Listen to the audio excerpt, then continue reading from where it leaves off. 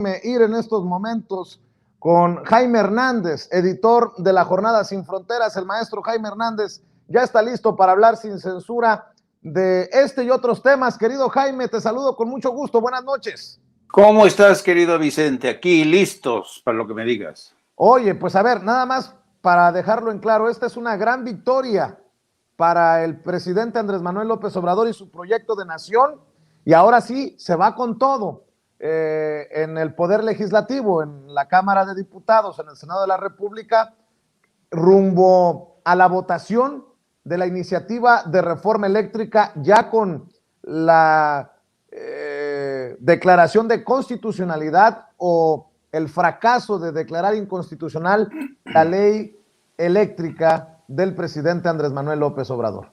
Sí, coincido contigo, es una gran victoria, aunque hay que reconocer que esta iniciativa se dejó pelos en la gatera, es decir, hubo forcejeos, se enfrentaron dos estrategias, pero lo que me queda claro, querido Vicente, es que a mí me llamó mucho la atención que fue precisamente el voto, la defensa tan vehemente de Yasmín Esquivel, que dijo que la Constitución nunca contempló que las empresas privadas se hicieran con jugosa tasa de retorno en términos de ganancia.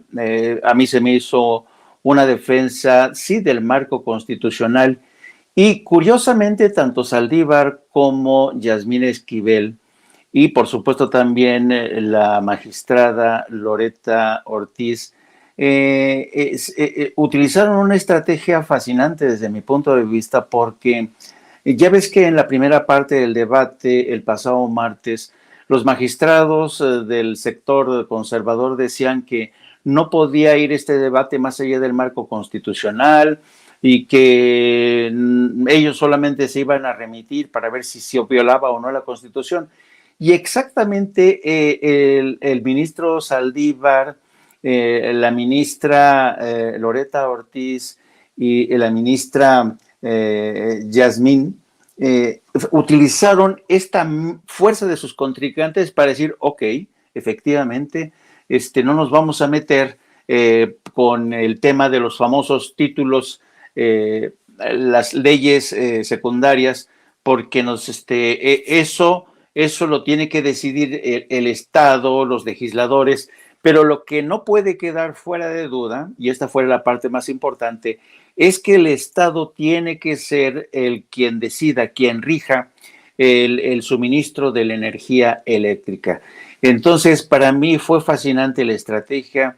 La verdad es que por momentos la votación se tornó confusa, no había mucha claridad, no sé si te fijaste, Vicente, porque claro, hicieron un sistema de votación por apartados y se creó un ambiente de confusión y incluso los propios ministros se confundieron. Hubo uno de ellos que dijo, perdón, ¿qué estamos votando en estos momentos? Pero al final del día, haciendo las sumas y restas que todos estábamos en medio de ese embrollo, quedó claro que por 4 votos se decidió que no puede ser considerada anticonstitucional la ley que remitió el presidente, y yo creo que eso le garantiza la llana el camino para que ya en Semana Santa se debata en el Congreso esta ley.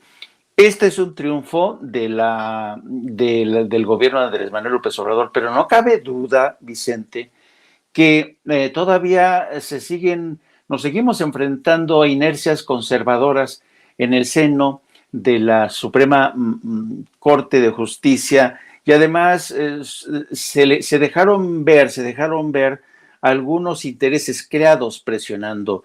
No sé si te fijaste en la reacción de Claudio X González, despotricando, mentando madres, y yo creo que la gran decepción para todos nosotros fue el voto y el pronunciamiento la actitud tan remisa de Margarita Ríos Farjat, que se apegó al guión desde el pasado martes a decir, no podemos salirnos del marco constitucional, no podemos hacerlo, pero es una lástima. Yo me hubiera gustado ver que hubiera asumido la misma actitud de, de la magistrada Yasmín Esquivel, que para mí fue la que presentó, este binomio de Yasmín Esquivel y Loret Ortiz fue fundamental, y también al final el voto de Alfredo Gutiérrez Ortiz Mena, que fue el decisivo. Entonces, pero fue una defensa, se encastillaron estos 4 magistrados, comandados por estas 2 mujeres que desde mi punto de vista se merecen un gran mérito, se merecen el reconocimiento de esta batalla contra ese bloque de 7 magistrados, entre ellos una magistrada que yo me atrevería a acusar de traidora. Y bueno, por fortuna podemos estar diciendo, querido Vicente, que la reforma energética la reforma eléctrica del presidente va, y solo vamos a ver qué es lo que pasa en el seno del Congreso. Así es. Gustavo de Hoyos, por ejemplo, el expresidente de la Coparmex, mal día, bueno, hay que decirlo, el dedito meñique de Claudio X González, ¿no? Mal día para la competitividad energética, la sustentabilidad ambiental y el Estado de Derecho. El Pleno de la Suprema Corte de Justicia de la Nación registra votación y mira, no sé si ya lo tenían planeado y por eso también yo hablo de una traición de Margarita Ríos Farjat. Registra una votación de 6-5 en la acción de inconstitucionalidad contra la ley de la industria eléctrica. Se requerían 8 votos para invalidarla. Los amparos, ya muy frágiles, escribió Gustavo de Hoyos. Claudio X González hacía referencia a este personaje, al más anti-López Obradorista de los personajes en nuestro país. Bueno, pues hace referencia, dice Claudio X González, qué pena, prevaleció la política, la ideología y la sumisión sobre la constitucionalidad, legalidad y la responsabilidad. No saben cómo dañan a México. Margarita Zavala, la ex primera dama, hoy diputada, la esposa de Calderón, una ley ha puesto de cabeza los principios que constituyen un Estado de Derecho y ha exhibido la sumisión de la Suprema Corte de Justicia de la Nación hasta terminar con la división de poderes. Hoy no hay constitución. La Suprema Corte de Justicia de la Nación no se atrevió a salir con el cuento de que una constitución es una constitución, en referencia a lo de los dichos del presidente en otro sentido y tergiversado, de que no me vayan a salir con el cuento de que la ley es la ley. Fernando Belaunzarán, el siempre perdedor Fernando Belaunzarán escribe: cuando en una década México esté rezagado en la transición energética y siga la contaminación, los jóvenes sabrán que su futuro fue saboteado por 4 ministros que no creyeron en el cuento de que la ley es la ley y se arrodillaron ante Andrés Manuel López Obrador. ¿O no, Arturo Saldívar? Bueno, andan desatados. Ahora, yo, si me permites, Jaime, sí quiero hacer referencia a Ana Margarita Ríos Farjat, si me permites. Hay que recordar que ella fue la jefa del SAT, nombrada por el presidente Andrés Manuel López Obrador. En diciembre de 2018 fue designada por Andrés Manuel López Obrador como jefa del Servicio de Administración Tributaria. De hecho, pues había sido señalada como una mujer importante en la Cuarta Transformación para precisamente la recaudación de impuestos de las empresas. Y hay que decir también que Ríos Farjat era considerada una de las ministras favoritas del presidente Andrés Manuel López Obrador. Ahora en redes sociales le han caído y la han señalado como traidora, y creo que pues que está para el debate, pero no estarían muy alejados de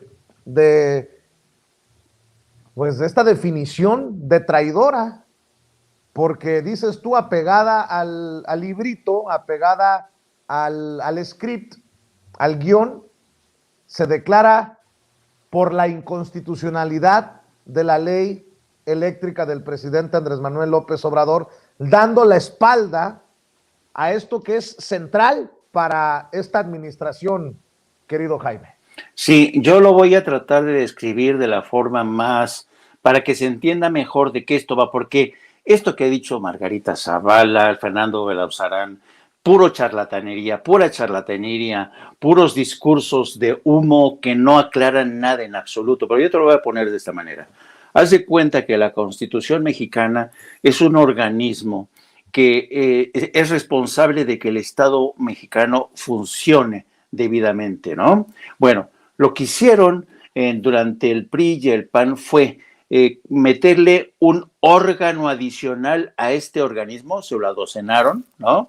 Las llamadas leyes secundarias, que son estas, se los adocenaron y crearon este tumor, un tumor en el que vivieron los intereses creados, ¿no? Y entonces, cuando viene el debate, los ministros que defendían la postura conservadora dijeron, es que nosotros no podemos meternos en este tumor, nosotros solamente podemos referirnos a la Constitución, no está debate, ¿no? Y lo mismo dijo Ríaz Farjat, pero ¿qué crees? Que Arturo Saldívar dijo, ok, efectivamente, no podemos meternos en esto, tenemos que extirparlo, porque la Constitución nunca habló, fíjate, la Constitución nunca habla de orden de despacho, contratos legados, costos marginales ni subastas. Eso no existe en el lenguaje de la Constitución. Así que con una maestría llegó en el último momento Saldívar y como un corte quirúrgico cortó este tumor de las leyes secundarias que ahora tendrán que debatirse en el Congreso, pero claro, ahora sí, con la participación de los legisladores. Y es una vergüenza que Margarita Ríos Anjar no se haya percatado de la existencia de ese tumor creado por el PRI y el PAN y que hoy 4 ministros se encargaron de cortar de ese organismo tan vital para este país que es nuestra Constitución. Oye, Jaime, y ya voy a continuar con el tema, con la mesa de diálogo, pero también quiero escuchar tu opinión acerca de algo que fue brutal. El presidente Andrés Manuel López Obrador, con toda la dignidad, perdón por lo que voy a decir, mandó a chingar a su madre a 4 senadores, a 4 legisladores demócratas. Entre ellos, nuevamente, con mucho respeto lo voy a decir, y no lo digo por menospreciar su origen, no, o su descendencia, no. El gusano de Bob Menéndez. Y lo digo como persona, pues. Ya parece que tiene una fijación Bob Menéndez en Estados Unidos contra Andrés Manuel López Obrador. No es el primer documento que firma el senador demócrata Bob Menéndez, que hasta ha sido acusado de escándalos sexuales por allá en la República Dominicana.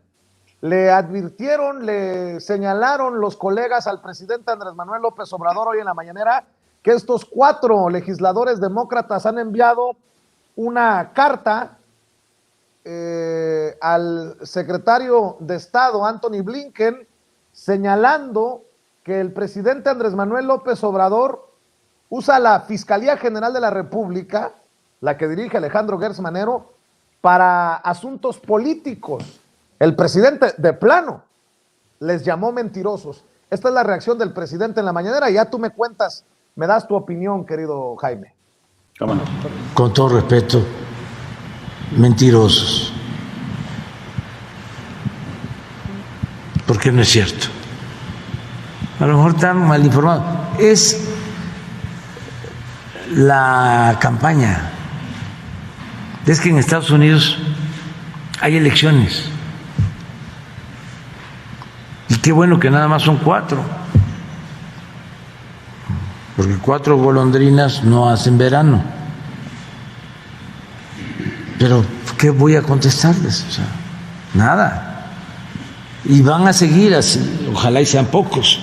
Ahora estamos invitando a senadores de Estados Unidos, de los 2 partidos, para finales de abril, para que podamos reunirnos en el sureste. ¿Sobre qué tema? Desarrollo del sureste y de Centroamérica para enfrentar el fenómeno migratorio, como lo hemos estado planteando. Pero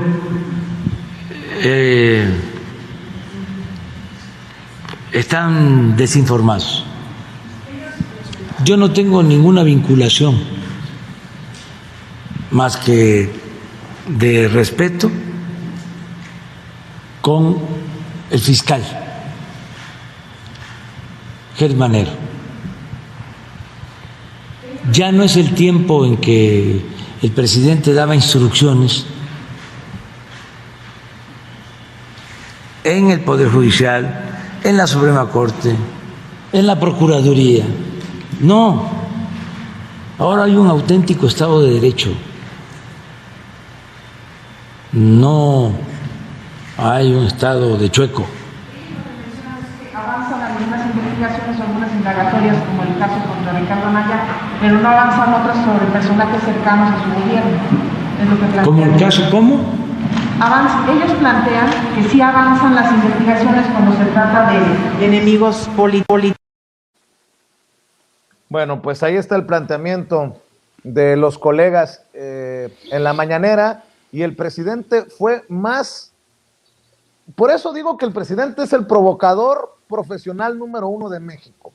Más adelante dice: oigan, por cierto, ¿no se han percatado que son demócratas el que le quiere retirar la visa, el visado a los legisladores que forman el grupo de amistad México-Rusia?